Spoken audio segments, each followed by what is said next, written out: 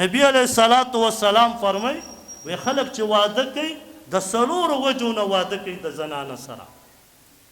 نو نبی علیہ السلام فرمای اول دا د خاندان د وجې نه، دا زنانه دا غټ خاندان ولې د دې دپاره واده کوي چې سبا مې جګړه مګړه راشي نو غټ خاندان ورپسې شاته ولاړ وي، د دې د وجې نه خلک واده کوي. یا نبی علیہ السلام دویم بیا فرمای یا د مالدارۍ د وجې نه خلق واده کوي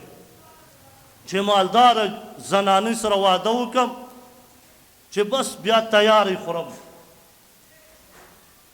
او یا د حسن د وجې نه ورسره واده کوي چې الله پاک هغې له حسن ورکړی او دا ورسره واده کوي.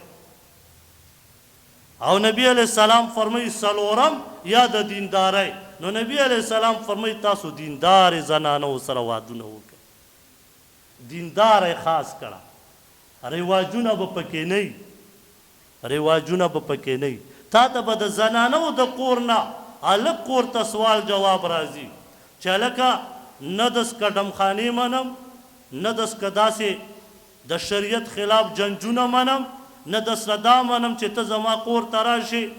او ډول او باجو والا دې راوستي او ډولۍ بوځې، نه د سنت مطابق راشه زما کور نه په زما لور اوچته کا او د سنت مطابق کور ته بوځه.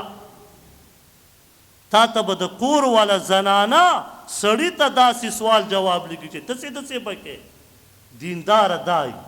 دا ستا په دنیا کې هم پکاري، که کور کې لږه یو که ډېره که په مړه خېټه یي که په نهاره خېټه یي دغه زنانه د خپل خاوند سره وخت تېروي، ولې دینداره یي. ستا پلار او مور ته هغه خپل مور او پلار ویلي نو د هغې هم حق ادا کړي او ستا هم حق ادا کړي، دینداره یي.